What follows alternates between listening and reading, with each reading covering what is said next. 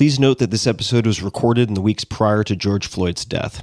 It therefore doesn't cover recent events directly, but our discussion of trauma, PTSD, that's post-traumatic stress disorder, and promising treatments has never been more relevant. Thank you for listening. Optimal minimal. At this altitude, I can run flat out for a half mile before my hands start shaking. Can I ask you a personal question? Now would seem an appropriate time. What if I did the opposite? I'm a cybernetic organism, living tissue over a metal endoskeleton.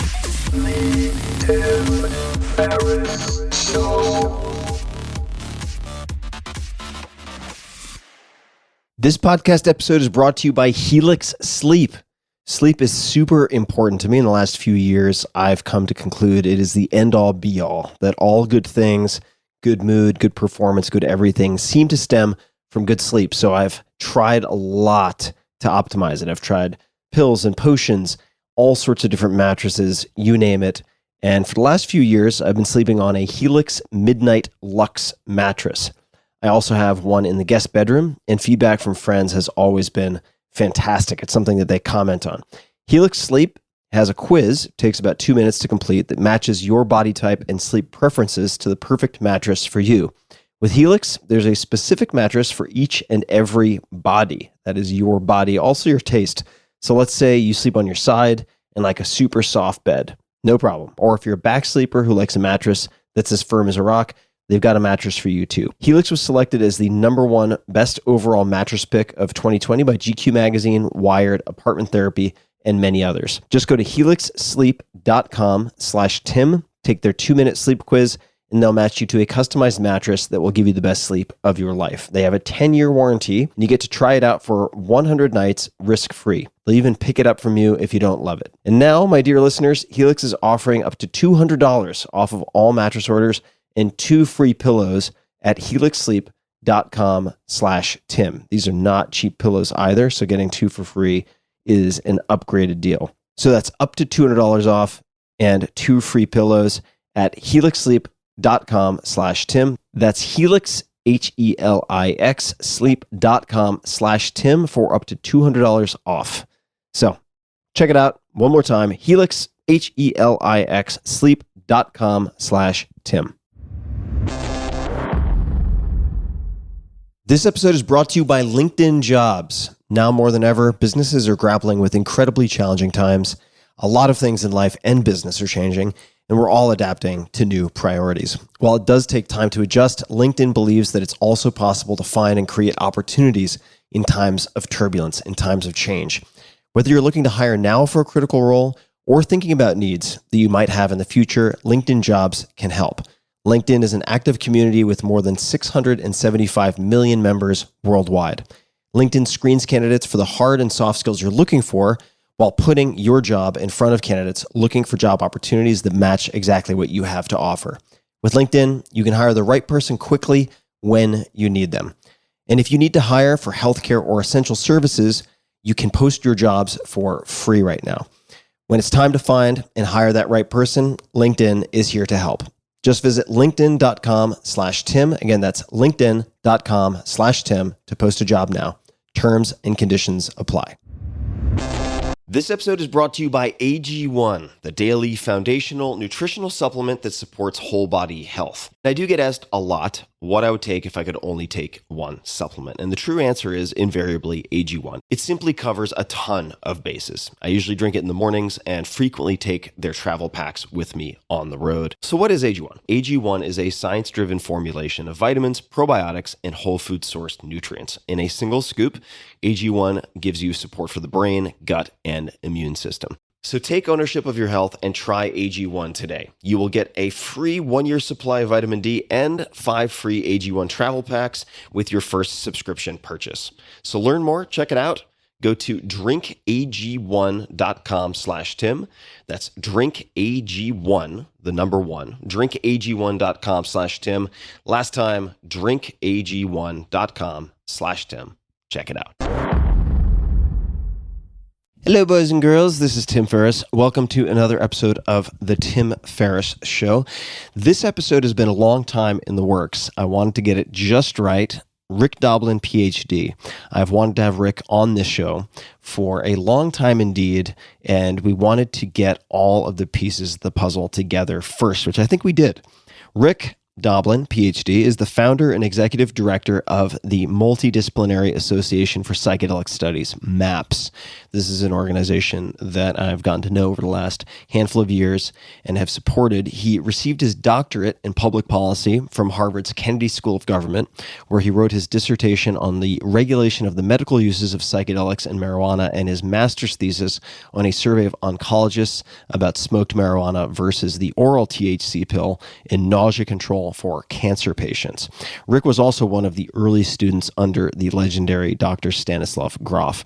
Rick also, more than perhaps anyone else, has a 30,000-foot view of almost all of the players, all of the opportunities, all of the pending possible breakthroughs in the world of psychedelics. He knows just about everyone and also has an international scope of understanding. So he is, to me at least, endlessly fascinating to speak with and kind of the tip of the spear in many respects. The website is maps.org, and related is maps.org/capstone. We'll talk more about that. Please listen all the way to the end. There is a big surprise that involves $10 million and much more. So be sure to stick around to the very, very end. And without further ado, please enjoy my conversation with Rick Doblin. Rick, welcome to the show. Tim, it's great to be doing this with you today. We've spent quite a bit of time together. We've traded a lot of emails. We've burned up a lot of minutes via cell phone, and I'm thrilled to finally be having a public conversation with you. And I thought we could start with the origin story of MAPS. How did MAPS come to be? Well, let's start with MAPS was started in 1986, and it was actually the second nonprofit that I started. The first one I started in 1984 with two women, Elise Agar and Debbie Harlow, and it was Earth Metabolic Design Lab. It had been affiliated with Buckminster Fuller, and a friend of mine had started it and wasn't using it. And so that nonprofit was started in order to gather support from the psychedelic therapy community in anticipation of the DEA moving to criminalize MDMA, which at the time they only knew about ecstasy. And so from early 84 up until 86, we were working with Earth Metabolic Design Lab. And our main focus was once in the summer of 84, once DEA moved to criminalize MDMA, there's a 30-day public comment period, and I went to D.C. and walked into the DEA offices on day 28 or 29 and demanded a DEA administrative law judge hearing to argue that MDMA should stay available as a therapeutic drug. And we ended up getting administrative law judge hearings, and we actually ended up winning that hearing. And what that means is that the judge says a recommendation to the head of the agency, so it was the DEA administrator, and the judge said that MDMA should be Schedule 3, meaning that it should be able to be used as a medicine, a prescription medicine for psychotherapy, for a whole range of different things. And the administrator of the DEA rejected that recommendation. So it was very clear that there was no way that we were going to be able to use the law to keep the therapeutic use of MDMA legal, which had been used since the middle 70s to the early 80s. About 500,000 doses had been used by psychiatrists and psychotherapists. And some of those people that had experienced it decided that more people should have it, that they could make a bunch of money. They turned it into ecstasy. And so once this effort that we had attempted with multiple years, multiple people to try to protect it through the law, then I recognized that the only way to really bring MDMA back as a legal substance was through the FDA, was through science, through medicine, through working with people that are suffering and showing that there was value there. And so that's really when MAPS was created, in order to try to be a nonprofit pharma to move MDMA and other psychedelics and marijuana through the FDA. Okay, so we timestamp that several decades ago. You, along with a number of other friends like Roland Griffiths, have been fighting the good fight and pushing the ball forward with great resistance at points for a very long time. And first, I want to thank you for that, but let me just mention some of what we're seeing now, and then I want to go back in time to closer to the founding of MAPS. Yeah. Okay. So MDMA, I want to speak to some of the effects of MDMA, then we can talk about what exactly MDMA is and maybe contrast it with other things that could also be of interest. So I'm reading here from a recent bulletin from MAPS. So in MAPS completed phase 2 trials with 107 participants. This is MDMA-assisted psychotherapy for PTSD, so post-traumatic stress disorder. 56% no longer qualified for PTSD after treatment with MDMA-assisted psychotherapy measured 2 months following treatment. At the 12-month follow-up, 68% no longer had PTSD. Most subjects received just 2 to 3 sessions of MDMA-assisted psychotherapy. So I want to underscore that part first. It's not 3 times a week indefinitely. This is 2 to 3 sessions of MDMA-assisted psychotherapy. And then the next piece, I think, is worth letting people take in. All participants had chronic treatment-resistant PTSD. That means it's failed other interventions before, or other interventions have failed, I should say, and had suffered from PTSD for an average of 17.8 years. So that seems to defy almost any conventional psychiatric explanation that one would have of mental illness and possible treatments, right? So I want to just mention that, but let's go back in time. So that's just a preview of things to come, but let's go back in time. MDMA, I guess it's methylene dioxymethamphetamine. What is MDMA? Where did it come from? And how did it find its way into the therapeutic context? Okay. Well, MDMA is a synthetic molecule, so it did not come from nature. There are drugs that are in sassafras, saffron oil, that are used as precursors to make MDMA, but it does not itself appear in nature. And it was actually invented in 1912 by Merck Pharmaceutical Company. And they were not looking to create MDMA. They were looking to evade a competitor's patent on a synthetic route to get to a different drug. And so they found a new pathway, and they patented every drug along the way. MDMA happened to be one of those drugs. And as far as we know from the records of Merck, they did nothing with it for 15 years until their patent was about to expire. And they did some studies in animals and found nothing interesting. This is 1927. The next we know of it, and this will help explain what it is, was in 1953, where the U.S. Army Chemical Warfare Service were looking for mind control drugs, and they tested a series of drugs for toxicity in animals. And MDMA was one of those drugs. The other drugs went from methamphetamine on one side to mescaline on the other. So MDMA is basically halfway, more or less chemically, between methamphetamine and mescaline. So of all the classic psychedelics, MDMA is the most like mescaline from peyote.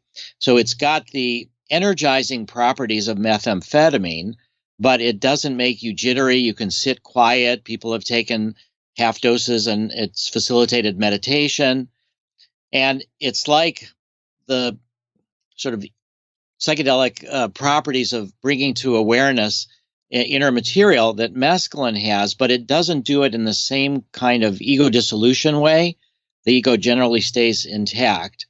And so that research was actually classified and wasn't released until the early 70s. So people didn't really know about that. And in the 60s, there was a drug called MDA, which is methylene dioxyamphetamine. And it was used a little bit in therapy, and it was also used as sort of a therapeutic, recreational, personal growth outside of medical contexts. And when all of those drugs got criminalized in 1970 with the Controlled Substances Act, and even before, a chemist named Sasha Shulgin had been looking at various psychedelics and trying to understand structure-activity relationships. And he had his first psychedelic experience with mescaline and felt that was extraordinarily profound. So he was tinkering with the mescaline molecule, with other drugs. He was aware of MDA, and he sort of independently resynthesized it. And the way Sasha and his wife Anne worked is that they would take the drugs that they created themselves. First, Sasha would do it in very low doses. He would work the doses up. If he thought it was something important, he would share it with Anne, and they would do it together. And then if they thought it was important, they had a group of 12 people that they would share it with. And this would be a team that was very experienced testing out all sorts of new psychedelics that Sasha had invented. And then once they got this whole range of perspectives from this group of 12 people, if they still thought it had value, then the next step was a fellow named Leo Zeff. And Leo was the leader of the underground psychedelic psychotherapy movement. The secret chief. The secret chief. And yeah, so we've published the book, The Secret Chief. And then after a few years, when his family got comfortable, we published The Secret Chief Revealed. So it's okay for us to mention his name. And so Leo was about to retire. He'd been mostly working with LSD and other classic psychedelics, and he was going to retire. And when he tried MDMA, he felt that it had such incredible potential that he decided not to retire. And so from the middle 70s, he started training psychiatrists and psychotherapists and others in the use of this new drug. And it was really there that its therapeutic potential was both, I would say, discovered, expanded on, and it revitalized a lot of the psychedelic community, because now, once the psychedelic research was shut down near the end of the 60s, early 70s, a lot of the psychedelic researchers went on to other things, to study meditation or mindfulness or other different things.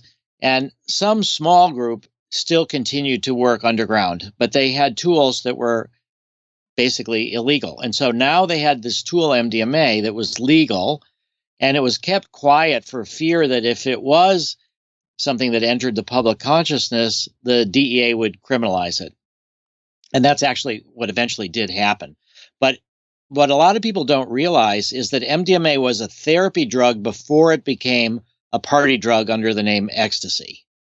And it was really in Dallas at the Stark Club where MDMA really sort of flourished as ecstasy and became quite well known. And that's what really attracted the attention of the DEA. And so then in the summer of '84, they moved to criminalize it. But what it does, it's remarkable in that it's very subtle. It's a subtle shift from normal perception. You could say that the classic psychedelics are anything but subtle. You know you've taken them, but this, you do know you've taken MDMA, but it's your thinking is clarified, your feelings are a little bit clearer. There's a reduction of activity in the amygdala. There's reduction of fear response. There's a lot of oxytocin release, which is the hormone of love in nursing mothers, and so people feel more self-compassion, self-love, self-acceptance. The self-critical part of the mind is kind of quieted, and people become more able to express their feelings, better listeners. It was used quite a lot in couples therapy. And so it's got an enormous wide range of applications, and it can be used for post-traumatic stress disorder, which we chose for strategic reasons, and it's also excellent for PTSD, but it has a whole wide range of other uses. And so I think it will become one of the most widely used psychedelics once we make it into a medicine. So let's pause for a second. I want to highlight a few things that you said. Number one, it's been said that two beings are mostly responsible for creating psychedelics: God and Sasha Shulgin. and if people want to learn more about Sasha, he co-authored with his wife 2 books. Pikal, I think it's A Chemical Love Story or something like that as a subtitle, which is Phenethylamines I've Known and Loved. It's an incredible encyclopedia of drugs/psychedelics. And if you've ever heard of mescaline, I'm not sure if they'd be referred to as derivatives or analogs, but 2CB, 2CE, the 2CX class. Then you're familiar with Sasha Shulgin's work. And then there's TCOL, which is tryptamines I've known and loved, which is a similar compendium, different class of drug.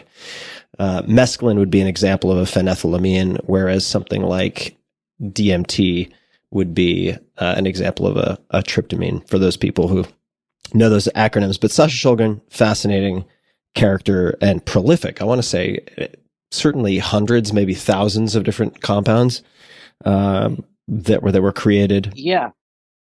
Yeah. And also I learned a lot from him about his political strategy of staying free.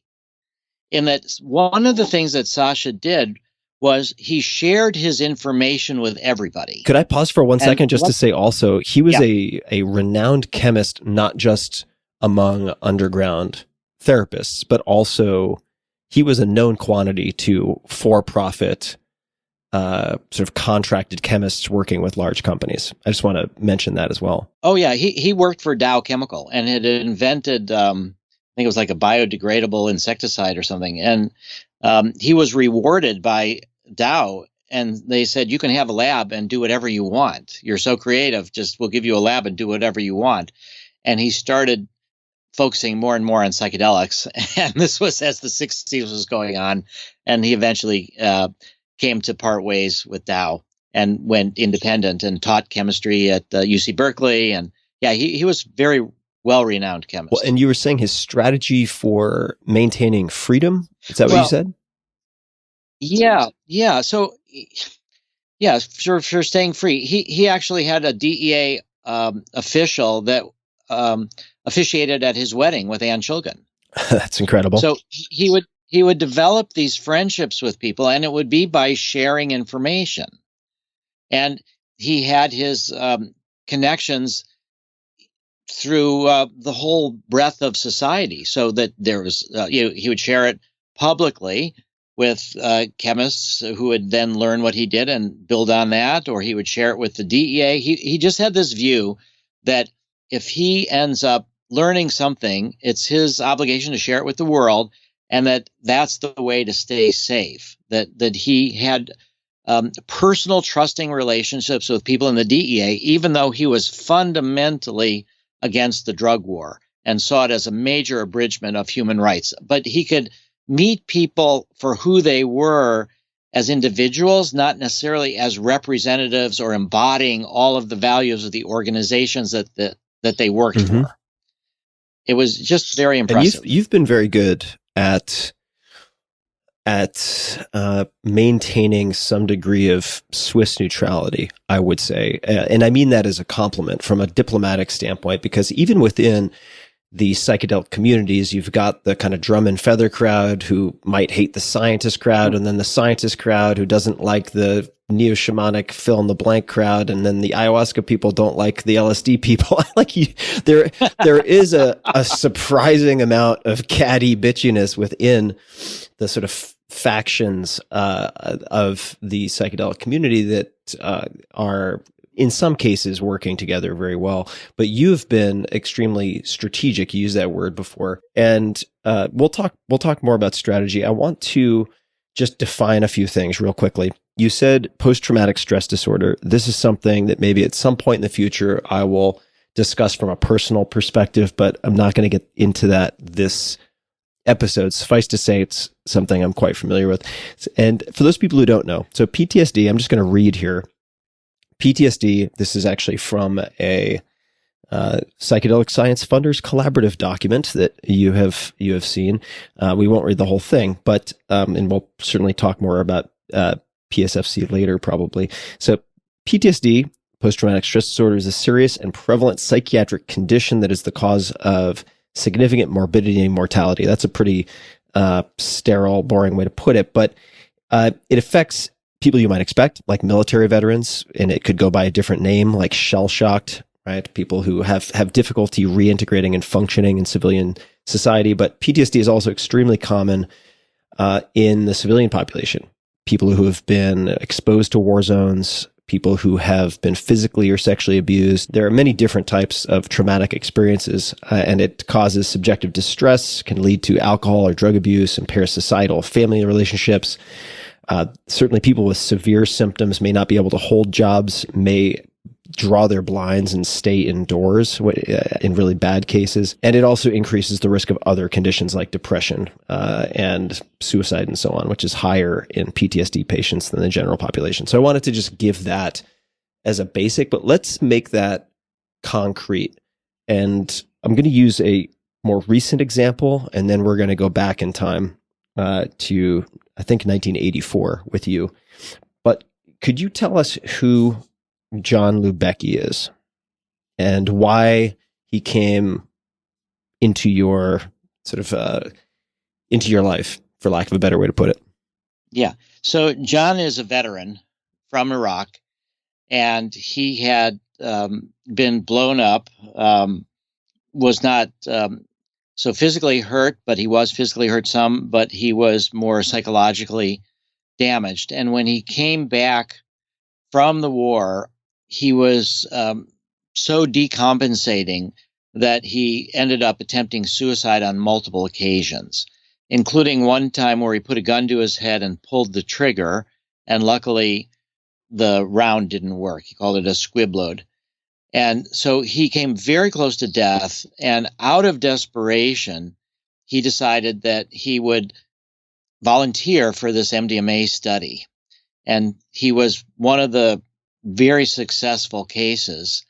I didn't know about him for a while because as the sponsor of research, I'm not supposed to know who the subjects are. Their privacy is protected. I only know when they reach out to me or they are willing to reach out to their therapist. They say that they want to either speak in public about what happened to them, about how much benefit they got or whatever. So it was a couple years after John's treatment that was successful that we got in touch. And what I felt immediately was that his story was so compelling, and he had been completely disabled with PTSD. And after our treatment, he was able to go back to work, and he was actually the liaison to the veterans for Senator Rand Paul for his 2016 presidential nomination campaign for the Republican nomination. And so when I met John, he was doing much better, but he also had political connections. And so I felt that that's really what we need to broaden the support for what we're doing, to have a veteran who's got connections with a lot of Republicans who is willing to speak about the benefits of MDMA. And so actually John has met with Vice President Pence, with Stephen Miller, with all sorts of Republicans that he was able to speak with and have, in a way, the first impressions that they get about MDMA and the potential of MDMA to help prevent suicides among veterans, to help veterans come back and lead more healthy lives. They would hear about it from John. So now he's working as a consultant for MAPS to try to broaden our political support. And I highly recommend everybody search online for a video. You can find it easily on YouTube from The Economist, which is actually a 7-minute, I would call it, profile of John Lubecki, Lubecky. And it's, if you just search MDMA treatment PTSD, The Economist, the video should pop up. And it's worth seeing because a few stats to keep in mind. There are 20 plus veterans per day who commit suicide on average in the United States. That's one. And the recovery that we're talking about, at least as it was described in Time magazine, is not unusual given the cohort, right? What I mean by that is on, I guess it was May 1st of 2016, perhaps. You could probably correct me, but the Lancet Psychiatry published a paper about the study that John was involved with, and roughly, I want to say 2/3 of the 26 veterans, firefighters, and police officers treated with MDMA-assisted psychotherapy no longer qualified for the diagnosis of PTSD 1 month after their second MDMA session. I just want to, again, just underscore how odd that is, how unusual that ratio of number of doses to disappearance of symptoms is in the world of psychiatry. And that's where I want to go next. So part of what fascinates me about MDMA is, as you said, how in some respects, how manageable it is compared to classic psychedelics like LSD or psilocybin, which would be associated with mushrooms, psilocybe mushrooms, otherwise known as magic mushrooms. And in that respect, it is much easier to adapt to a therapeutic context. People can speak intelligibly. And I find MDMA deeply fascinating for many reasons. One is that you see cross-species effects. So one word that is often used to refer to, or I should say, a term that is used to describe MDMA and some other compounds is empathogen, right? Or entactogen. But let's say empathogen. So it's a compound that creates empathy. And you see this effect in, for instance, octopi who exhibit prosocial behavior with this sort of downregulation of fear response. And that's interesting because their nervous system is completely different than, say, many mammals that have otherwise been studied. But in humans, as you mentioned earlier, you have the turning down of volume on the amygdala and what appears to, please correct me if I'm wrong, but based on my very novice understanding, what appears to happen in these therapeutic sessions, and people can see video of some of these sessions in a film called Trip of Compassion, which I actually released. I mean, I volunteered to help get it released in the United States. You just go to tim.blog/trip and you can find it. I don't make a penny from it, but it shows footage of sessions with people who have experienced PTSD. And what strikes me is that these people are able to revisit traumatic experiences, which would otherwise be excruciating or impossible to revisit without re-traumatizing themselves. But with fear somewhat removed or toned down, they can sort of metabolize it and make sense of it as an observer of their own experience. And I would just love to hear you comment on that. And also, like, how do you explain how 2 sessions with something can have enduring effects over months or years after other interventions have failed for an average of 17 years? That just doesn't make any sense to most people who take psychiatric medications. Yeah, or to a lot of the people at the VA who are therapists who've had PTSD patients for 30 years. Right. That are still struggling with PTSD. So let me just say that the Lancet article was published May 1, 2018. There we go. And so we paid for having it to be free to download. So if anybody goes to lancet.com/psychiatry and just study MDMA PTSD, you can get to the article and you can download it for free. I think the reasons why it's something that can make a permanent change in people, that there's 2 factors. The first factor is the actual experience while they're under the influence of the substance, while they're doing psychotherapy. The second factor is the integration work and the work that's what's really necessary for making it permanent. But so you have like a breakthrough during the session, and then you work afterwards in non-drug psychotherapy to integrate it. But what we find is that you are actually rewiring your brain. So the same neuroscientist, Doblin, who did this study with octopuses and showed that octopuses who are asocial, unless it's mating season, which is very rare, but under the influence of MDMA, they'll be more pro-social. It's a remarkable finding. And so it goes so deep in our evolutionary history. We separated from octopuses like 550 million years ago. But Gull also did studies in mice that were published in Nature, which is considered to be, if not one of the top scientific journals in the world. And this study showed that mice under the influence of MDMA release a hormone, oxytocin, which is this hormone, as I mentioned, of love and nursing mothers. But the oxytocin actually stimulates new neural connections in prosocial areas of the brain. And there's also a phenomena called fear extinction and memory reconsolidation. And so the thought about memory is that many people used to think about it as we've got sort of a hardwired memory and you remember it and then you go on to something else. But actually, when you remember something, you have to reconsolidate the memory So that's how memories change over time. And so what we're able to do, though, with MDMA is that there's a memory for the incident, episodic memory, and there's an emotional memory that's attached to that incident memory, but stored in different parts of the brain, and that comes together. And so when you're feeling safe and you can bring up painful memories, and you are not reacting in your normal way of fear and a sense of being overwhelmed and it's too much, when you're able to process the feelings, and I'd say a lot of the people in our studies have said, I don't know why they call this ecstasy. and you'll you'll see that by looking at the Trip of Compassion video too. Some of the sessions are very difficult. People are shaking, they're crying, they're letting out stuff that's been stored within for a very long time. But when they reconsolidate the memory, they are swapping out the emotion that was attached when the trauma happened, of fear, of terror. And then they're swapping it out with a sense of it's in the past. It's something that you have approached peacefully. You're feeling safe when you're thinking about it. You can recognize it's not still happening.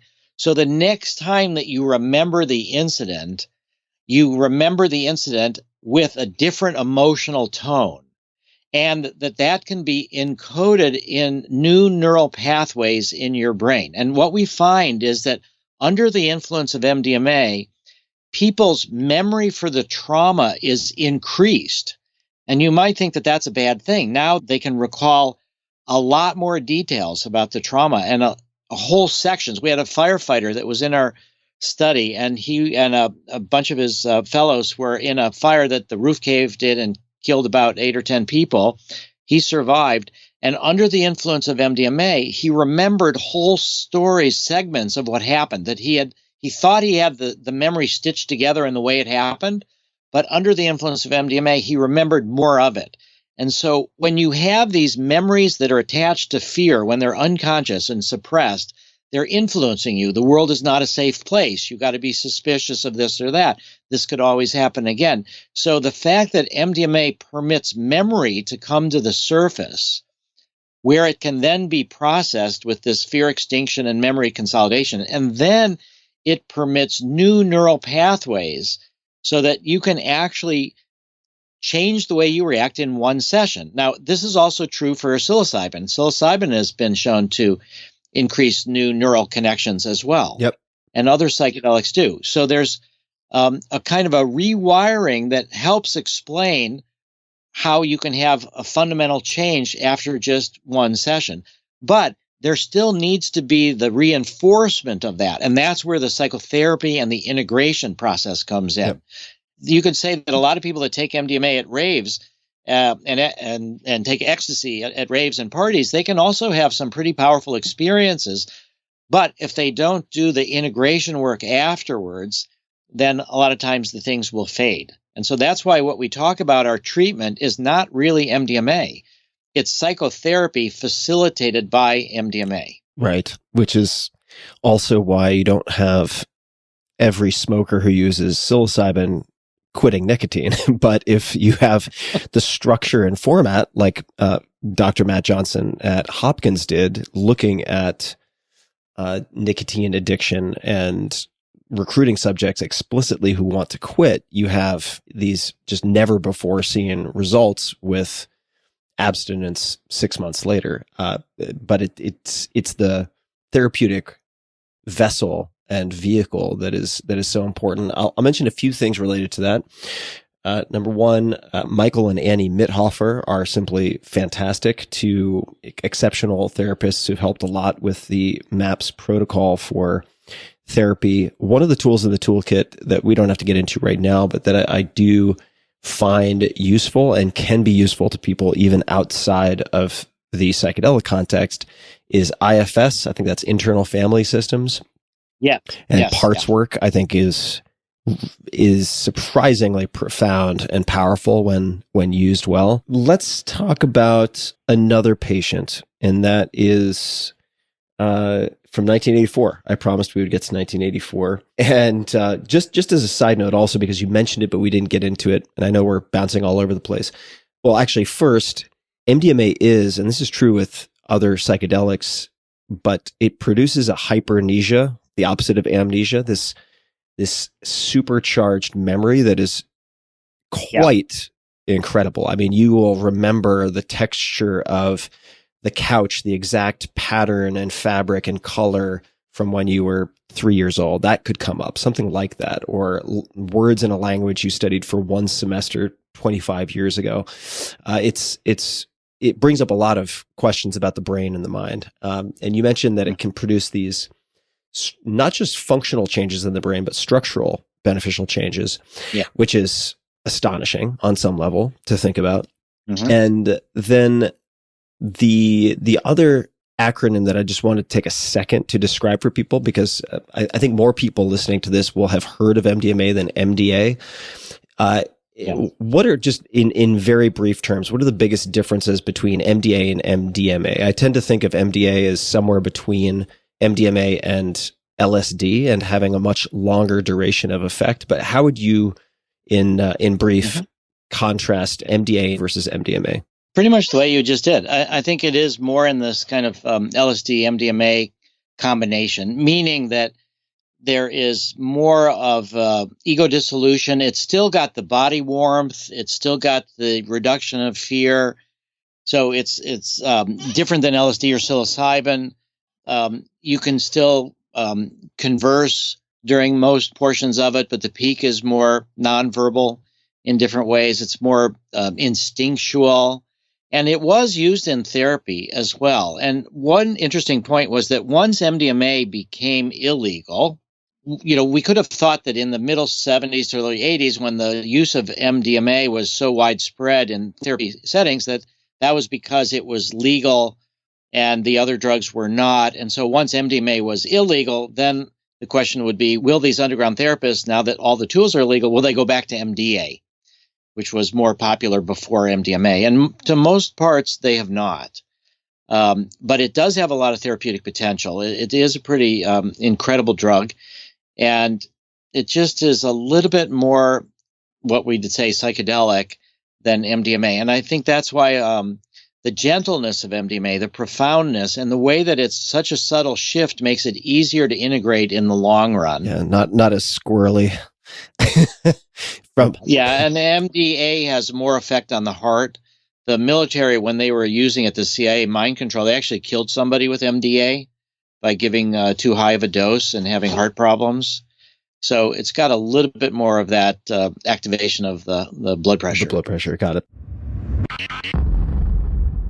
Just a quick thanks to our sponsors, and then we're right back to the show. First up, LinkedIn Jobs. When it's time to find and hire that right person, LinkedIn, with an active community of more than 675 million members worldwide, is here to help. Please visit linkedin.com/Tim. Again, that's linkedin.com/Tim to post a job today. Terms and conditions apply. Second and last, Helix Sleep. Sleep is the end-all, be-all for me. Of all of the things you could optimize, it is probably the most important. I've been sleeping on a Helix Midnight Luxe mattress for years now. Luxe spelled Luxe. And I have another one in the guest bedroom. The feedback from friends has always been fantastic. Helix is offering up to $200 off of all mattress orders and 2 free pillows at helixsleep.com/Tim. That's Helix, Helix, sleep.com/Tim for up to $200 off. As promised, I'm obviously circling this slowly, but 1984, and I believe this is the first ever therapy session that you did with a PTSD patient. Can you tell this story, please? Yeah, let me say that it was the first ever therapy session that I ever did with anybody.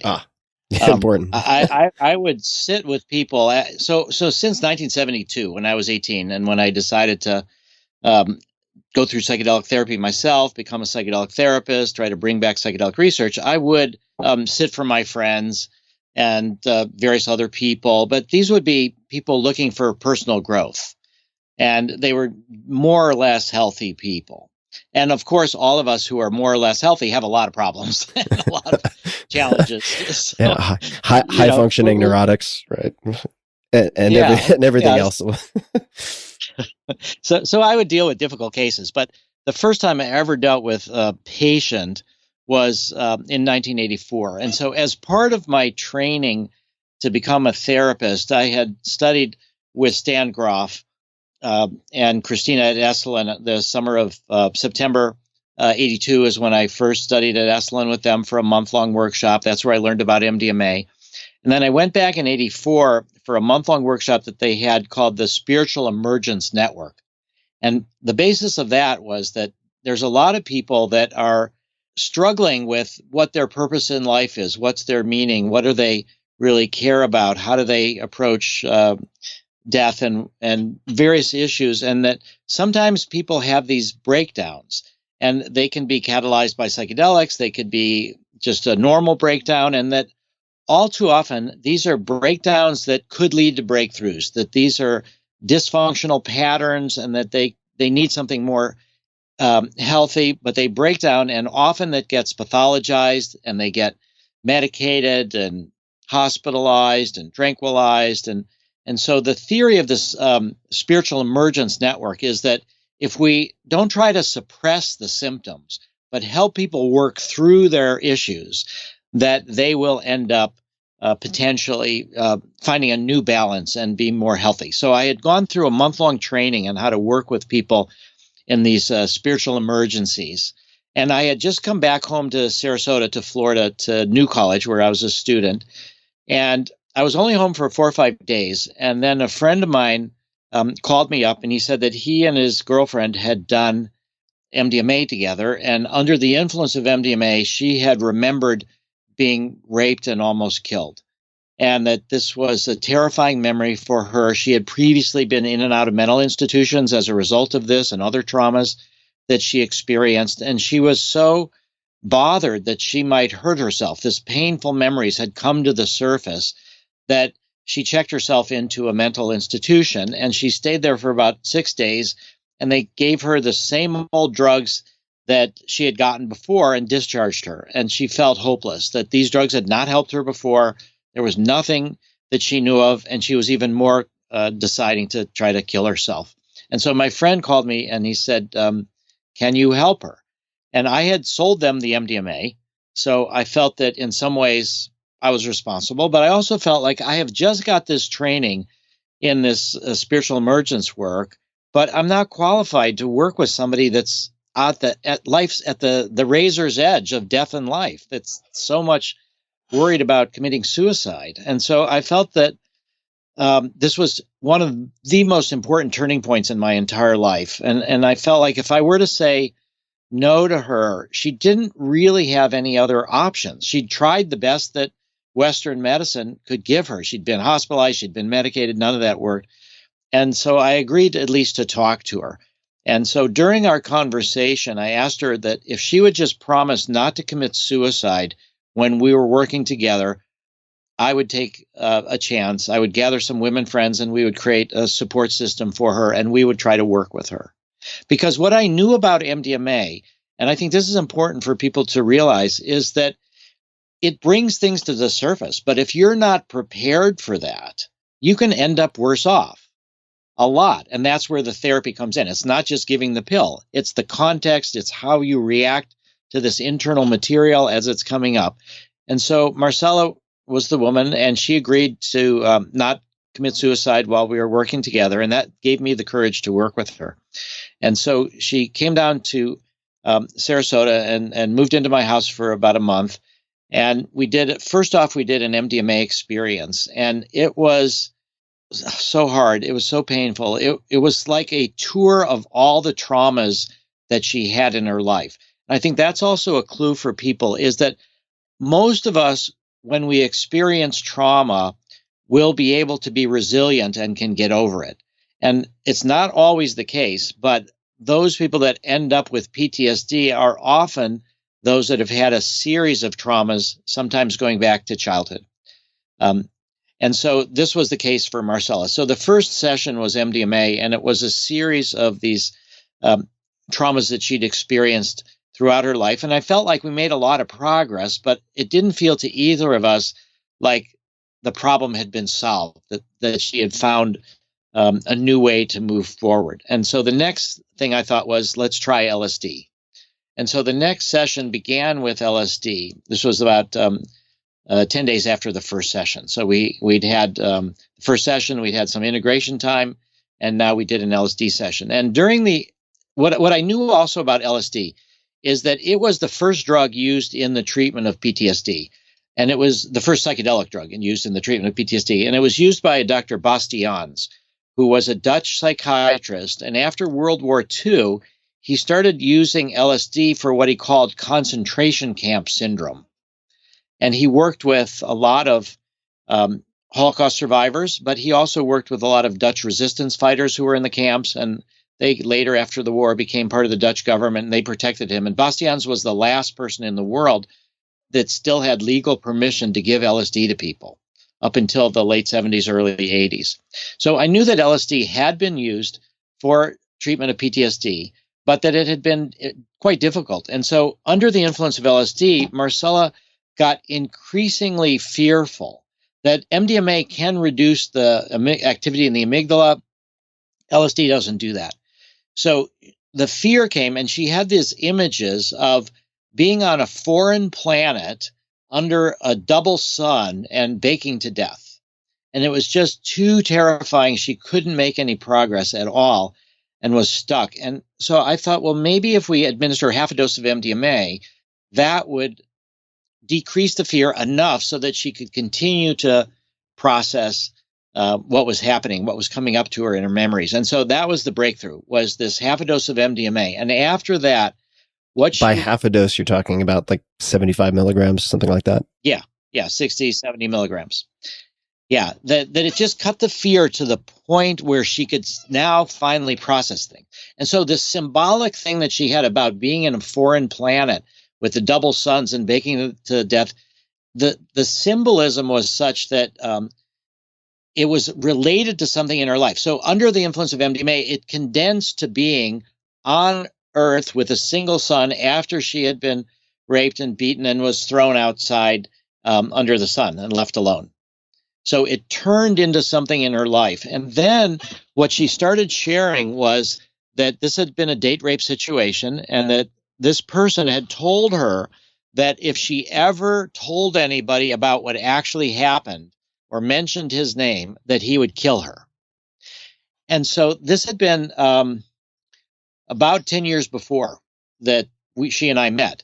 But this kind of fear that if you ever tell anybody about he'd kill her, that was like a poison pill in her brain, that she was a prisoner of this. And so being able to tell the story broke the spell. And then I think what the next step is that when she explained that it was date rape, I said, well, what did you like about this guy? And she immediately threw up. It was just this instantaneous reaction of throwing up. And then she started explaining that he had liked animals, and that one of the reasons why she was thinking of committing suicide was that she could never trust herself to find love, to find companionship, because her previous instincts with this guy had been so wrong. And so going back and being able to look at where she made this mistake, that just because somebody likes animals doesn't mean that you can trust them. She started to regain her ability to trust herself about how to move forward in assessing threats, assessing how people are going to act to her. And she was able to let out all of the fears about what had happened to her. And so that was the transition for her. And we did not need to do a third session. That was the one that really changed things for her. And so that was 1984. And so over time, as I was watching how she was doing, we kept in touch. She kept getting better and better and better. And I think that's another really important thing to say, is that she had these overwhelming feelings of fear with these memories. But under the influence of MDMA, the first session, and the LSD-MDMA combination, the second session, she was able to learn that if you can bring these feelings to the surface and express them, that they don't need to overwhelm you, that you can process things, that you don't have to launch into these fear-based reactions. And so what you started out, Tim, by saying early on is that people do better at the 12-month follow-up than at the 2-month follow-up, that even without more MDMA and without more therapy, that they've learned a process about how they handle their medications, their problems, and their emotions. And so that's the same thing that happened for Marcella. And so throughout the 80s and into the 90s, when the whole concern about the rave movement was growing and the NIDA-funded research, the National Institute on Drug Abuse funded researchers claiming that MDMA was neurotoxic and would produce long-term functional consequences after a single dose, I kept watching Marcella and I kept seeing her get better and better and better. And she later then decided that she wanted to become a therapist. She was an artist. She decided that she wanted to become a therapist to help others. And she went back to school to become a therapist. And now she is one of our lead therapists. And she and her husband, Bruce, are one of the lead trainers of other therapists. And that was an experience that really motivated me to think about MDMA for PTSD as being an ideal combination. And if we sort of zoom out from that story of one person, I can also say that I personally know at least a dozen people who have had their emotional lives and relationships with their loved ones resurrected because of MDMA and these different compounds. To the extent that, just as one example, a friend of mine had his wife say, "You're once again the person I married." Right? He had been so withdrawn and shut down and compartmentalized and self-isolated that he ceased to resemble the person she married. And not to say this happens all the time, but it happens more often than one might think. Within a very short period of time, like you said, after 2 or 3 sessions with competent guidance, ended up with that type of outcome. And I'd like to hear what you think of this way of describing the session, because the importance of the therapy is paramount. And the way I heard it put to me by someone who shall remain nameless, but very hyper credible, people would recognize as the scientist, but said what psychedelics do is they create a window of plasticity. And then it's up to the person and their environment and their support to then mold to that plasticity, right? So you create this window of plasticity where you can grow new, you can experience a neurogenesis, right? The generation of new connections within the brain and so on and so forth. But to what end, right? For what is it molded? And you can hone your direction with the help of therapists who then provide you also with a toolkit that continues to be useful after that molding integration experience, right? At least that's been my impression. So it's not a foregone conclusion that you take a pill and all your problems are solved, but with the right shaping and guidance, the outcomes can be really just incredible. And when I think about Marcella, or I think about you, I think about people like Roland who have been involved for so long, and for so long with so little extrinsic reward, if that makes sense, right? I mean, you think about it scientifically. For decades, it was considered just a career suicide at best, right? Yeah. And then it was a dead end. It's like, all right, it's not career suicide, but you're going nowhere. And then it was minimally interesting. And now, the New York Times, Wall Street Journal, these major media outlets, major universities are taking notice. Funding is being raised. But during those hard times, I'd love to hear what drove you.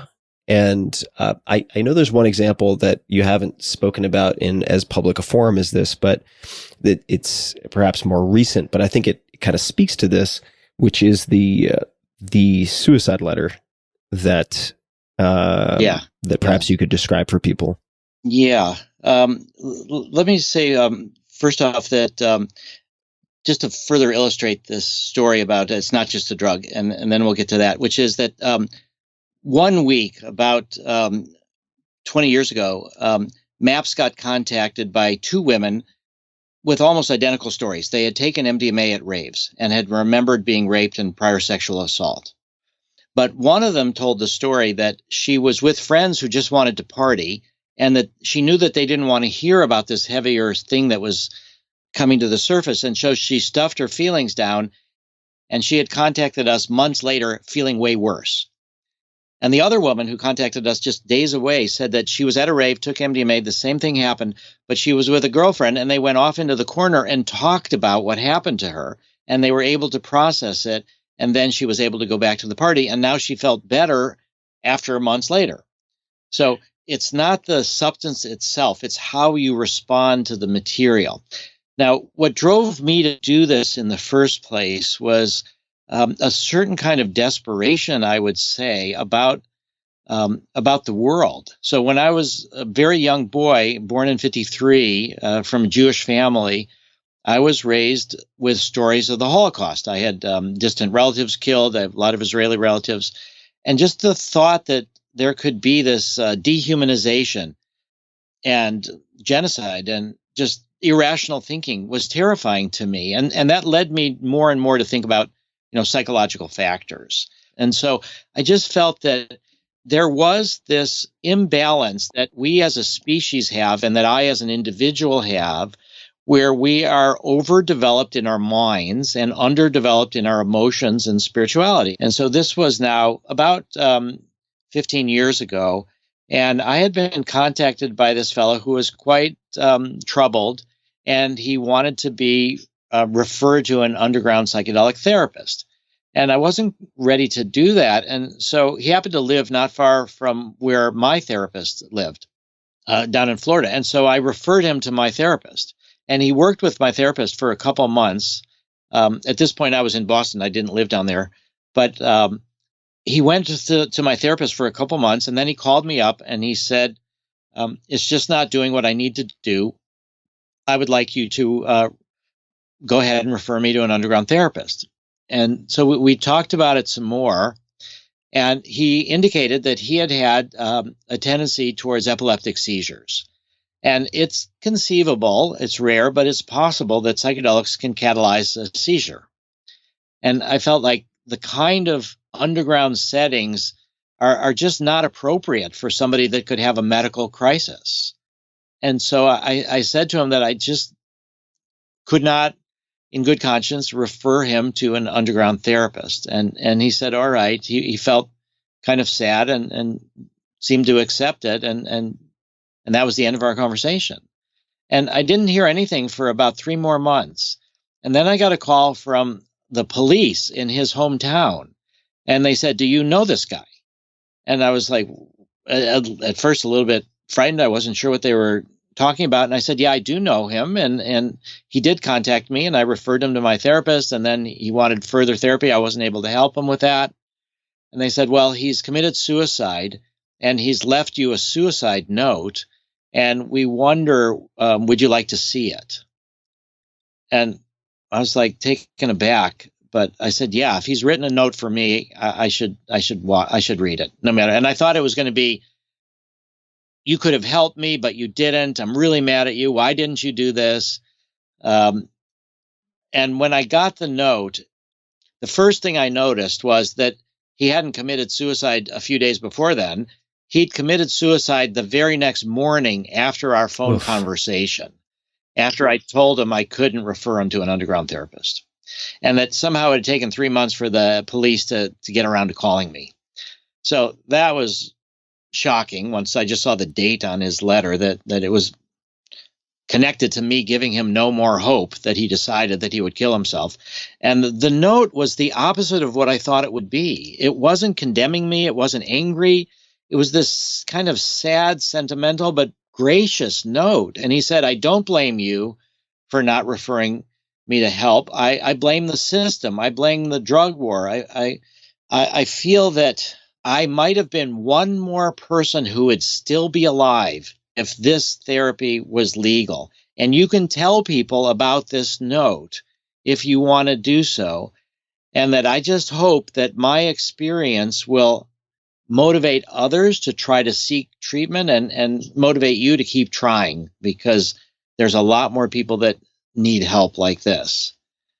It was a beautiful note. It was just so tender in a way. And then just to think that he wrote that and then right then after that killed himself. And so that's always been in the back of my mind that there are people out there, people that we know that need help. You talked about 20 veterans committing suicide a day. There's roughly 50,000 people that commit suicide every year in America. And we need to help them. And there's way more whose lives are so warped by PTSD or depression or anxiety or fear that they need our help. You've put in so much time, and we are in a very exciting period right now in terms of the place of momentum for what you've been working on for so many decades. And I'd like to bridge to that because the suicide letter you mentioned speaks to the desperation. It also speaks to what types of therapies could be available to people, even if they have certain medical complications like epilepsy, with proper supervision, if compounds were reclassified, meaning they were taken from Schedule 1, the most restrictive drug class, no known medical application, high potential for abuse. There may be other criteria, but things were thrown into there somewhat willy-nilly during the Nixon administration, and it's extraordinarily challenging to get them out. But I want to just speak to what's happening right now, and also perhaps tell an anecdote first. And that anecdote is, I've come to know, we're recording this during the COVID-19 crisis. It's far from over. This is going to be, I think, a very long, difficult period for millions of people. And I've become friends with ICU docs, so senior attending physicians in New York City and elsewhere.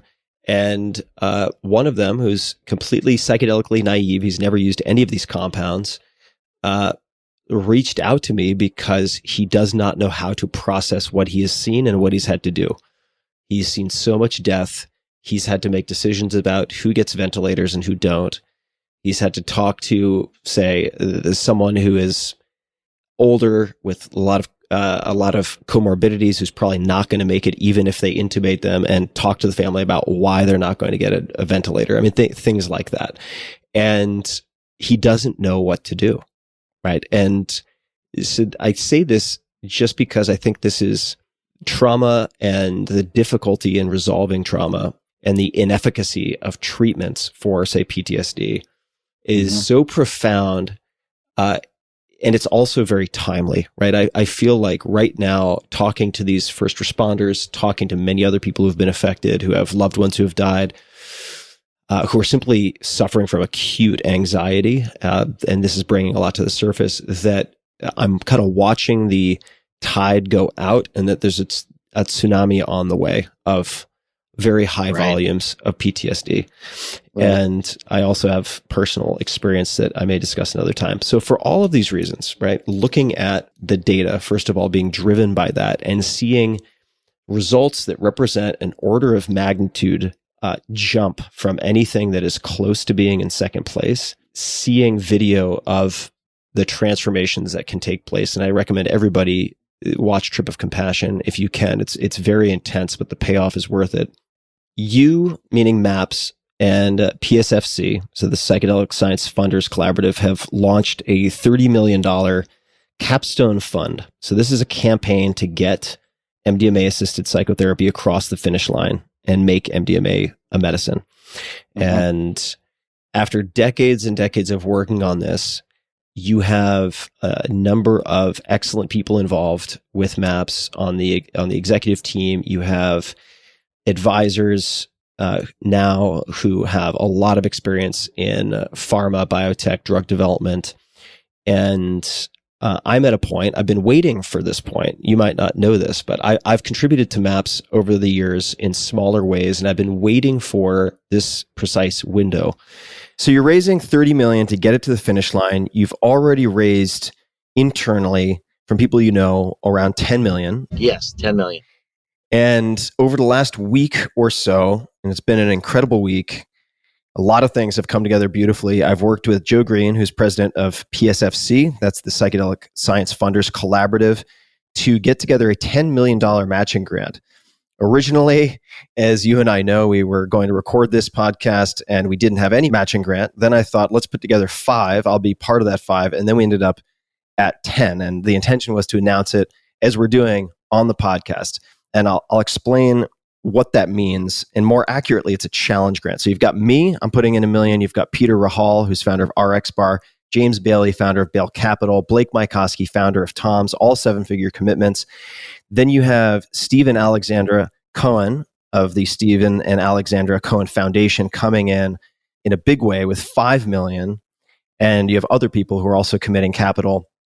And what makes this so exciting is that you've raised 10 of the 30. Now we're committing to the middle 10, which is the hardest to raise, right? That middle 10 is often the most difficult to raise in a challenge grant, which means that if other people are able to donate 10 million, if MAPS is able to raise an additional 10 million, it activates our 10 million and boom, we're at the finish line, which is hard to believe. It's quite amazing that all of this came together.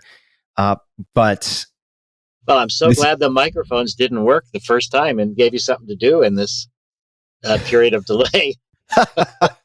yeah, if everything is happening for you and not to you, what does it look like? And this has been one of the stranger, more surreal and exciting things that has ever happened from a tech delay. And this is extremely close to me and represents such an opportunity. And just to clarify again, 10 million is raised of the 30. I and the group I mentioned are committing to a $10 million challenge grant, which means if another 10 is raised to activate that, boom, we're at the finish line. This is so close and to me represents such an opportunity. And I was speaking with a doctor and a scientist who's been advising you guys, and he said, there are some risks, but the asymmetric risk reward is just incredible for this. Meaning, once done, meaning if you have MDMA reclassified, the ice is broken for a dozen other things for the entire field, for the entire industry, right? So if you're looking for a spearhead opportunity that is time bound, right? I mean, there is time sensitivity to this because you're executing phase 3 trials. This is an immediate opportunity that if you really want to sort of bend the arc of history, and if you're interested in any of these other compounds like psilocybin, as I am, I've committed a lot of resources and time to supporting research at places like Johns Hopkins and Imperial College in London. You have to be interested in the outcome of this phase 3 trial with MDMA. It's going to be the precedent setter. So I was not planning on making another large commitment like this. Thank you, Tim, for doing things that you didn't plan, but it is the moment. Yes, you're right. It is the moment. And of course, huge thanks to Joe. I don't want to skip over that. And we're looking for people who can really help donate on any level. You can go to maps.org to donate at any level, $1, $10 a month, $20 a month. But we're especially looking for people who can make larger donations. And by larger donations, I would say 6-figure or 7-figure commitments over a 2-year period. So my $1 million commitment will be is planned for $500,000 in late 2020. So let's say around October, and then the remaining $500,000 in the end of 2021. Let's just say October again. So you get to split it across multiple years. It's tax deductible, and so if you might be able to contribute $100,000 or more over multiple years, then you have 2 ways that you can learn more. One is going to maps.org/capstone. That's number one, maps.org/capstone. The second, and you can do both, of course, is emailing capstone@maps.org to set up a meeting with Rick or a member of his development team to learn more about the groundbreaking work that they're doing. And even if you can contribute, say, $1, $10, $100, you can go to maps.org and set up some type of ideally recurring donation that can also add you to the chorus in support of this to unlock the healing power of MDMA, which has already really been demonstrated and needs to be further demonstrated through these phase 3 trials. And I'll just say one more thing. So there are a couple of benefits, actually, so it's not going to be one more thing. It'll be a few more things. There are benefits to doing this if you contribute in a big way. So let's just say if you're able to contribute $1 million or more, then you can participate in the community known as PSFC, of which Joe Green is the president. Graham Boyd also does great work. So the Psychedelic Science Funders Collaborative, PSFC, includes all sorts of members: Matt Mullenweg of Automatic, Genevieve and Steve Jurvetson, incredible entrepreneurs and investors, Austin Hurst, Jeff Walker, George Sarlo, and there are all sorts of different sort of community threads. PSFC helps with due diligence and bringing in advisory capacity specialists and so on to assess different opportunities in the psychedelic space. There have been group Zoom chats with people like Michael Pollan, I believe Jared Diamond, if I'm not mistaken. Yes, that's right. And others. So there are a lot of fun things that are done with this smaller group, and I'll link to more on PSFC. But suffice to say, this is an incredible opportunity. This represents a lot of money to me. That's not a small amount. One of my largest contributions to anything ever. And the reason that I'm doing this, because I've raising money is a hard business, Rick. I mean, you've done it for such a long time. Fundraising is tough. And what I've noticed is that some people seem to think they can take their marbles with them. And and you can't take your marbles with you, meaning the money you've accumulated. So I think it's really worthwhile to ask, if you do have some flexibility in finances or some savings that could be applied to something you care about, if you know someone affected by trauma, if you know someone whose lives have been devastated by addiction, which was used to numb or avoid feelings that are the result of trauma, and you're looking for a very high leverage, asymmetric payoff possibility, this is an excellent place to put money. And I do think that $1 now is worth $10 5 years from now. This is a time-dependent opportunity, is the way that I'm looking at it. And if not now, if not with this, if you find it of interest, or if these compounds have had a huge impact in your life, where are you going to put the money? Right? Like, where else? And you should have a good answer to that before it's an immediate no to this. That's my perspective, right? If you're just holding on to it in case, I just don't view that as a satisfactory answer. And maybe I'm just, maybe I'm just all fired up. But I mean, I've committed something like 5% of my total net worth over my entire life, right? Like, everything I've done to psychedelic science, including this capstone fund with MAPS, it's had such a tremendous impact in my life. It's completely changed my life for the better. I don't know if I would be here without some of these compounds, quite frankly. And I know I'm not alone in feeling that way. So, to put the numbers in context, I also want to say that over the history of MAPS, over 34 years, we've raised over $80 million. And so now we're talking about another $30 million. And that will get us approval, if the research goes well, as we think it will, in the United States, through the FDA, in Israel, through the Israeli Ministry of Health, and also in Canada through Health Canada, because we have 15 phase 3 sites, 2 in Israel, 2 in Canada, and 11 in the United States. So the other number to put in context here is the number that it normally takes pharma to develop drugs into medicines. And it's hundreds and hundreds of millions of dollars. The pharma industry will tell you that it's well over $1 billion. In fact, the latest number is roughly $2 billion to make a drug into a medicine. But what they do is they amortize all their failures into the few successes. Around half of the money almost is opportunity cost on their money. Then they have to do a long period of safety studies, which fortunately for us, because MDMA is such a ecstasy, such a demonized drug, there's been hundreds and there's, if you go to Medline, there's over 5,000 papers on MDMA or ecstasy at a cost of somewhere in the neighborhood of $450 million to produce all this data that we've been able to review and assess and then submit to FDA. So that what we're going to end up spending for phase 3 is somewhere in the neighborhood of 65 million or so, with 35 million already raised and then another 30 million coming from Capstone.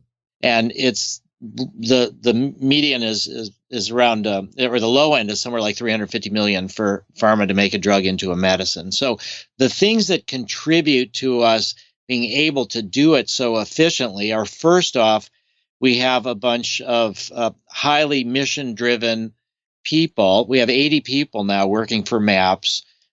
We don't work at pharma salaries. A lot of them are what we call refugees from pharma, from Novartis and other pharma companies that are really passionate about psychedelics. So we're mission-driven. We're not returning money to investors. It's all about donations. And then once MDMA becomes a medicine, it will be sold in our MAPS Public Benefit Corporation, where we maximize public benefit over profit, and whatever profits there are get reinvested in the mission of MAPS for further research. So it's extremely efficient. The other thing to say is that there's only 2 drugs that have been designated breakthrough therapies for PTSD by the FDA. One of them is MDMA, or MDMA-assisted psychotherapy. The other was a drug called Tonmya by Tonix Pharmaceutical Companies. It was a repurposed old drug from over 30 years ago that was a sleeping pill. And the thought was that maybe they could make it to help people sleep through the night who have PTSD and not have nightmares and get better rest. And so we did our interim analysis in March. Tonmya's interim analysis was done in February, and they failed. They were told that the study was not going to get significant results. It failed for futility, and they had already spent well over $100 million on this study. And that's all lost. And we've got lots of stories like John Lubecki, but still, to do it in the context of a clinical study, a phase 3 study, a very invariable, treatment, you can't customize it to the person. It was a little bit anxiety provoking. But when I opened the email from the Data Monitoring Committee, I was just elated to learn that we didn't need to add anybody, that we have at least a 90% or greater probability of obtaining statistical significance when the other people are finished the study, and that we have at least a medium effect size, which is good, but our phase 2 data pooled was a large effect size. So we are on track. We have de-risked that. We have demonstrated in this interim analysis that we have a very good chance of succeeding. And so I think that when we imagine, investments in charitable purposes, you do have to take the chance of, is it going to work or not? But we cannot say that it's going to work 100%, but we believe that it will work. And one important thing also is scaling, and you hear this all the time in tech. And you talked earlier about Michael and Annie Mithofer being, these phenomenal therapists, and they are phenomenal therapists. They treated more people in phase 2 than anybody else. And so what we decided to do for phase 3 was to take Michael and Annie out of phase 3 and have them instead train new therapists to conduct the phase 3 studies. And so Marcella and Bruce they're still working on phase 3, but they're also spending much of their time training other therapists. And so what we've demonstrated in phase 3 was, with about 70 new therapists, many of whom had never done MDMA before, but they had experience in trauma, and they were able to get phenomenal results, that we're on track. So it's new therapists who are able to get these results. And so that's why I really think that it's going to be scalable should we obtain FDA approval for prescription use. Yeah. And this matching grant that you're doing is just phenomenal to really help us do this. We also have what's called an agreement letter from the FDA Special Protocol Assessment process. we went into, after we got permission from FDA to go to phase 3, we engaged with them in an 8-month process where we reviewed every aspect of the phase 3 design, the statistical analysis plan, and all the other studies that they're going to want to see. And we managed to get what's called an agreement letter. And so that agreement letter means that they are legally bound to approve the drug if we get statistically significant evidence of efficacy and if there's no new safety problems. They can't question the methodology or anything like that. So I think the 90% is the best pharma will do for the regulatory. The other thing we should be concerned about is backlash against psychedelics. How likely is that? But one of the most important things of our fundraising so far has been that we have obtained funding from people across the political spectrum. I think this is a really important point, because people might assume that everyone donating to this is sort of tie-dye wearing hippies with a few extra coins in the pocket, but that's not true at all. You have people on, say, the right. You've got Rebecca Mercer. You've got all sorts of folks, Elizabeth Cook. Then on the, let's just say the left, for sake of simplicity, you've got certain of the Rockefellers who've donated millions. You've got people like George Soros. So there's an entire spectrum of donors who are contributing to this cause. And certainly that minimizes the likelihood of political backlash, but it speaks even more so to the fact that you have such sympathetic populations you are trying to help, including veterans.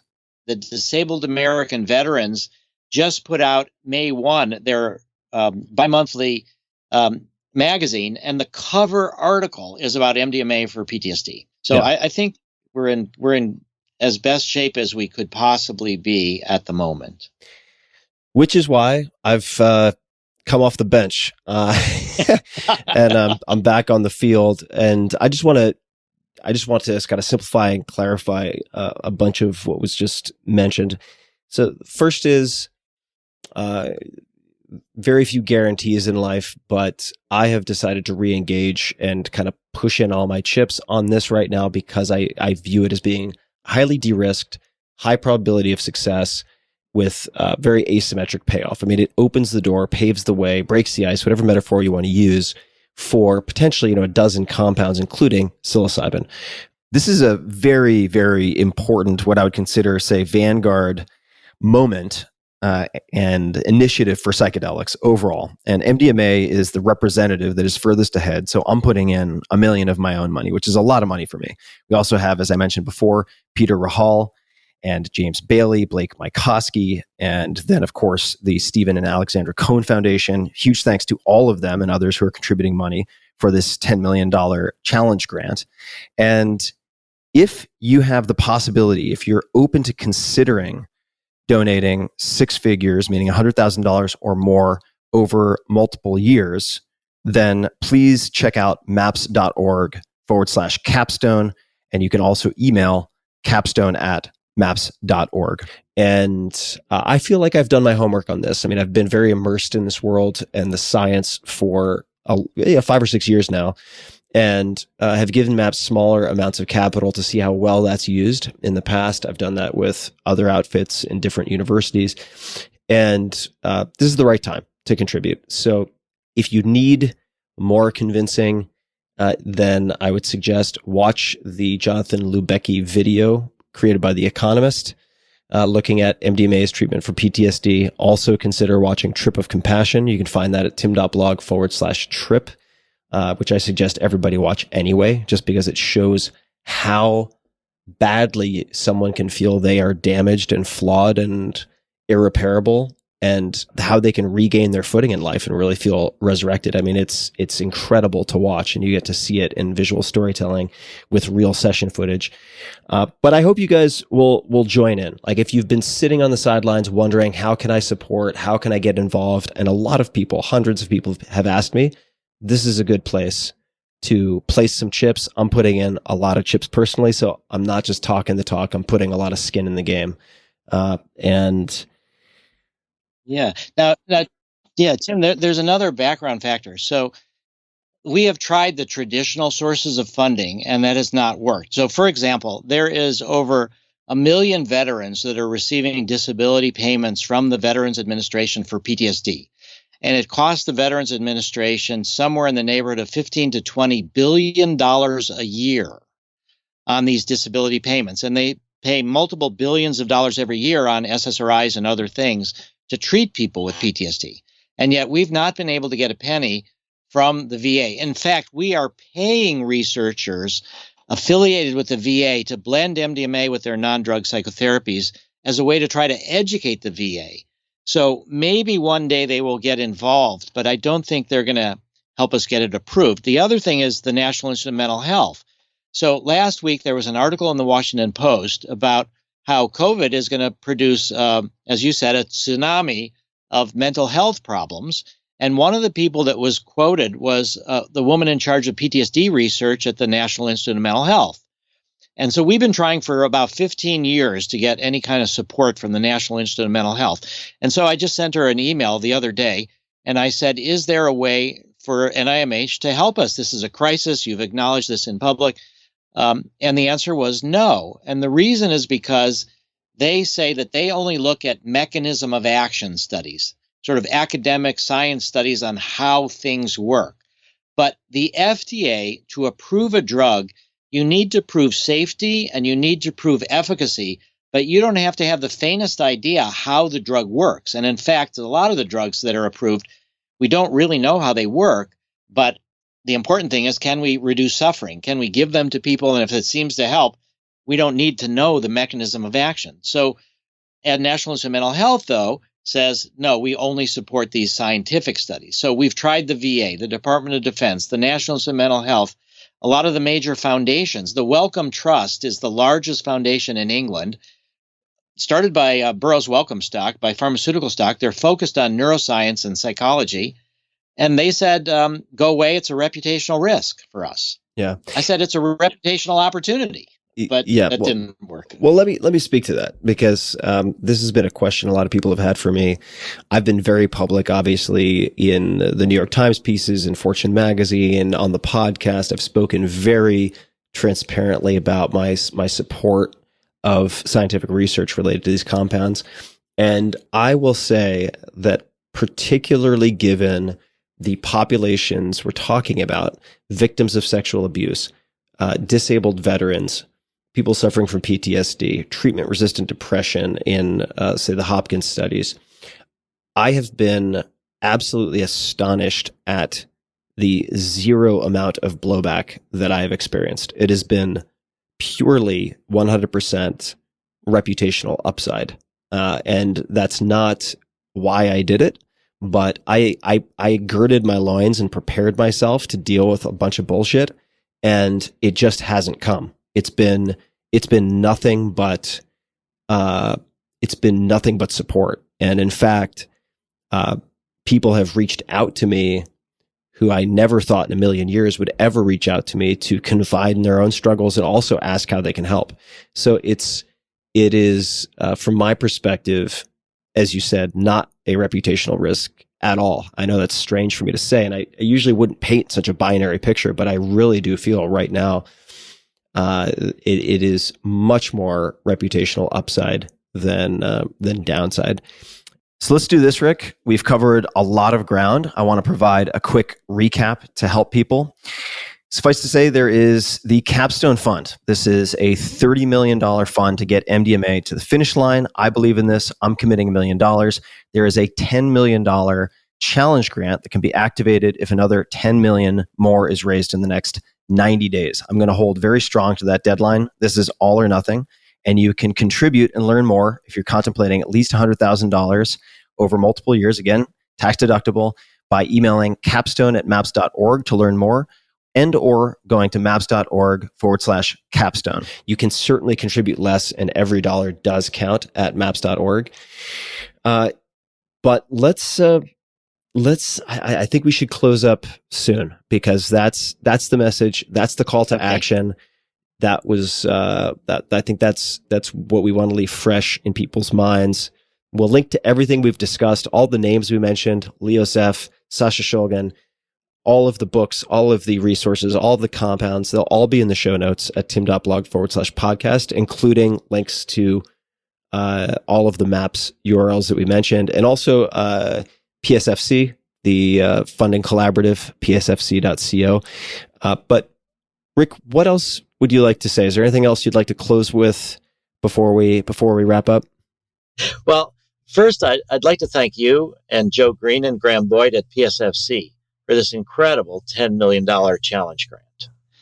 And I think what I'd like to say, though, is that while we're talking a lot about MDMA for PTSD, I think what we're saying is that we're going to be unlocking psychedelic psychotherapy for so many different things, and that there's so many uses of it, and that we are also trying to market it in a way where we really maximize public benefit and not profit. So I think we're going to do two things: open the field to psychedelic psychotherapy, and then also try to demonstrate a new approach for public health and for pharma. And just to the extent that people can help us get there, we really are doing this out of love, out of passion, out of a hope that this is what we can contribute, and that humanity is in a crisis, and we've got to be able to work through our fears, to work together.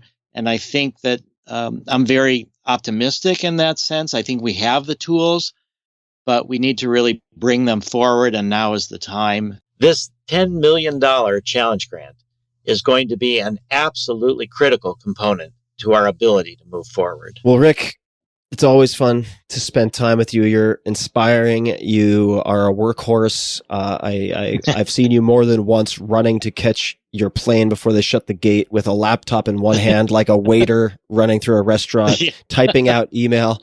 You're extremely hardworking, and this is a special moment. It's a special opportunity. It is time dependent, and I'm also honored and thrilled to be part of it, to be able to spend time with people like those names I mentioned who are contributing capital because they've looked at it and believe in the potential significance, which I think is enormous. And it's a great group of people to be involved with. It's been a real blessing in my life. These are fascinating thinkers, fascinating people. And so if this is of interest at all, if you want to just explore it, please go to maps.org/capstone to learn more. And if you've decided that you've collected some marbles and you don't want to just sit on your hands waiting, and that this represents a potentially interesting opportunity, please email capstone@maps.org and set up a meeting to chat more with the team about it. But certainly, I've only placed 3 big bets in this entire space, and this is the third.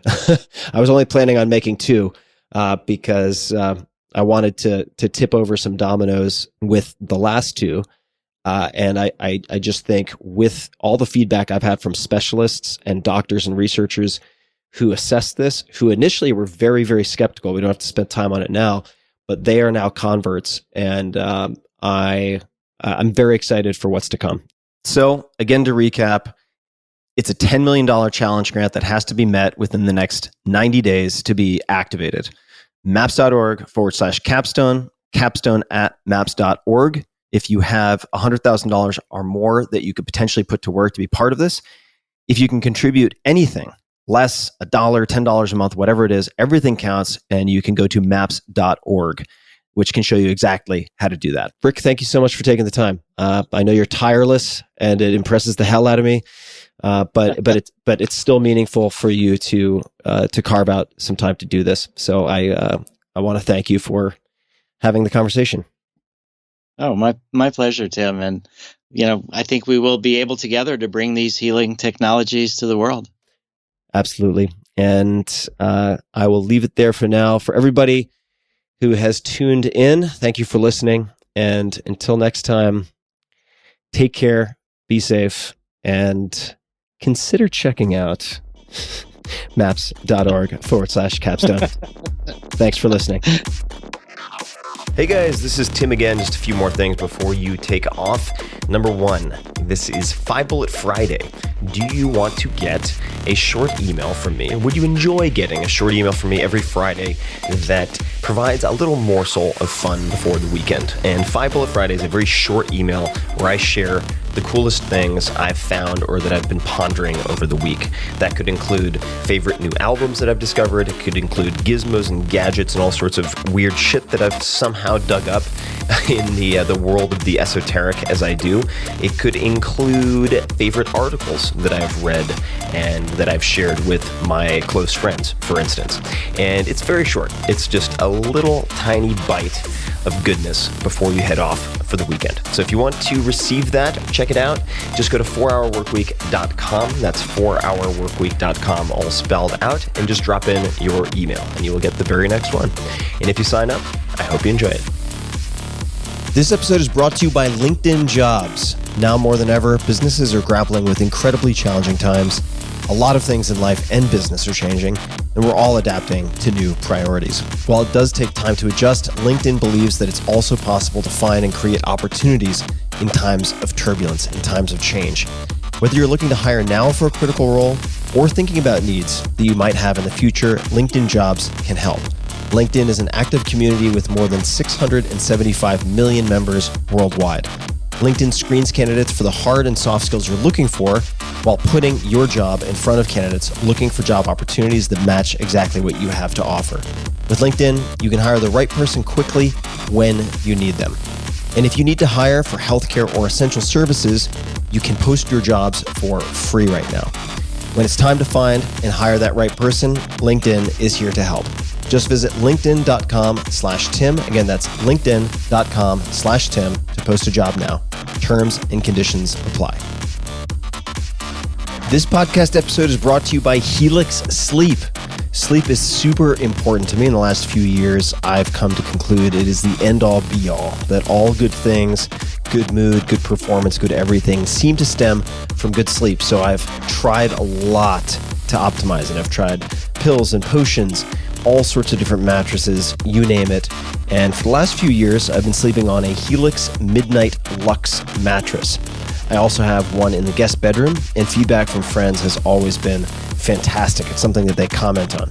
Helix Sleep has a quiz, takes about 2 minutes to complete, that matches your body type and sleep preferences to the perfect mattress for you.